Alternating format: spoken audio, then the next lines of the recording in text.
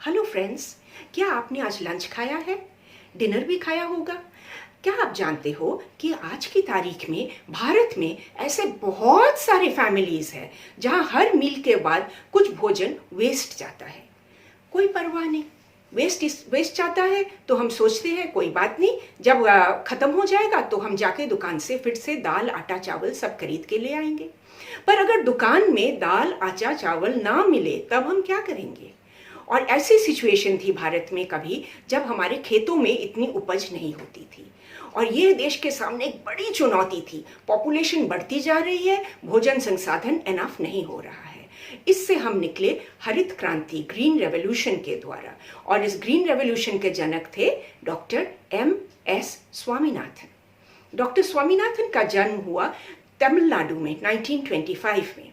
1943 में जब वो स्टूडेंट थे उस वक्त बंगाल में महाअकाल पड़ा, द ग्रेट बंगाल फमीन, और उन्होंने ऐसे ऐसे दृश्य देखे। इसको देखकर उनका दिल तो एकदम दहल गया। ही वॉज हॉरिफाइड और उन्होंने एक प्रण किया कि मैं जीवन भर कोशिश करूंगा कि मैं विश्व से गरीबी और भूख इन दो चीजों को हटाऊं। His vision was eradication of hunger and poverty from the world. Higher studies के लिए वो कैम्ब्रिज विश्वविद्यालय में गए। वहाँ उन्होंने एग्रीकल्चरल साइंस, कृषि विज्ञान का अध्ययन किया और उनका स्पेशल एरिया था साइटोजेनेटिक्स, कोशिका आनुवंशिकी। जब वो वापस आए उस वक्त भारत के सामने एक अद्भुत स्थिति थी। इंडिपेंडेंस के बाद भारत की जो पूंजी थी, जो वेल्थ थी, वो सीमित थी, लिमिटेड थी, और सरकार का सोचना था कि उस लिमिटेड का ज्यादा से ज्यादा अंश लगाया जाए औद्योगिकरण में, ताकि हम जल्दी से जल्दी एक इंडस्ट्रियलाइज नेशन बन जाए। तो जो नजर एग्रीकल्चर से हट गई, कृषि में उपज कम होने लगा, पॉपुलेशन बढ़ती जा रही थी, देश के सामने एक चुनौती।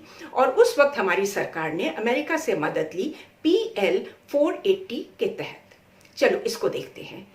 1954 में अमेरिकन गवर्नमेंट ने पब्लिक लॉ 480 बनाया, जिसके तहत जिनका जो अतिरिक्त अनाज होता था, सरप्लस प्रोड्यूस होता था, उसको वो गरीब देशों को बेच देते थे कम प्राइस पे। नॉट ओनली कम प्राइस पे, वो डॉलर नहीं लेते थे, वो उनसे उनकी लोकल करेंसी ले लेते थे। इस ग्रांट के पीछे अमेरिका के दो मकसद थे। नंबर 1, उनका जो सरप्लस अनाज था वो बिक गया। नंबर 2, उस वक्त विश्व भर में सिर्फ दो ब्लॉक्स थे, उसको हम कहते थे दो ध्रुवीय विश्व, और या बाइपोलर वर्ल्ड। एक तरफ था अमेरिका और कैपिटलिस्ट इकोनॉमीज, दूसरे तरफ था रशिया और सोशलिस्ट इकोनॉमीज। और जो गरीब देश थे दोनों गुट चाहते थे ज्यादा से ज्यादा हमारी तरफ आ जाए, जिसके पास ज्यादा है उसकी शक्ति ज्यादा है। तो ये था 2 नंबर का मकसद। और इस पे ये PL 480 देने के साथ साथ अमेरिका चाहती थी कि जिस देश को हम दे रहे हैं वो देश हमारे साइड पे रहे और हमारी जो राजनीतियां हैं उसी को फॉलो करे, वो अपनी अलग से राजनीति ना बनाए। और अगर कोई देश इसको ना मानता था तो वो जो अनाज का जो शिपमेंट आता था उसको वो रोक देते थे। इधर देश की जनता पागल हो जाती थी, भोजन कहाँ है, भोजन कहाँ है। तो इस तरह प्रेशर देकर वो अमेरिका उनको अपने साइड पे रखने की कोशिश करती थी। तो ये भारत के सामने एक अद्भुत स्थिति थी कि भारत अपनी राजनीति पॉलिसी को आगे नहीं बढ़ा पा रहे हैं क्योंकि अमेरिका का भोजन का प्रेशर आ रहा है। और इस वक्त हमारी सरकार ने सोचा ग्रीन रेवोल्यूशन, हरित क्रांति। इसकी एक राजनीतिक पहल थी जिसके लीडर्स थे बाबू जगजीवन राम और C सुब्रमण्यम, जो एग्रीकल्चर मिनिस्टर रहे दोनों। और एक साइंटिफिक साइड थी जिसके लीडर थे डॉक्टर MS स्वामीनाथन। उन्होंने गवर्नमेंट को कन्विंस किया कि मेक्सिको से हम high yield variety of wheat ले आए, अधिक उपज वाले गेहूं को ले आए। मेक्सिको से तो वो ले आए उनको, पर उसे अब भारतीय कंडीशन के लिए भी तो बना। इससे उनको बहुत मदद मिला डॉक्टर नॉर्मन बोरलग और डॉक्टर DS अटवाल से। इन्होंने मैक्सिकन व्हीट को इंडियन कंडीशंस के लिए तैयार किया। पहले का खेत देखो और उसके बाद बम्पर क्रॉप वाला खेत देखो, due to this change in wheat.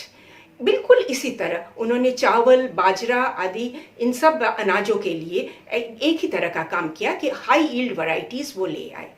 केवल ये वैरायटीज नहीं लाए, वो उसके साथ साथ पंजाब हरियाणा के गांव गांव में जाकर किसानों के साथ बातचीत करके, किसानों को समझाकर नए नए एग्रीकल्चर के तरीके, मॉडर्न एग्रीकल्चर के तरीकों के बारे में उन्होंने समझाया, और इससे बम्पर क्रॉप्स होने लगे।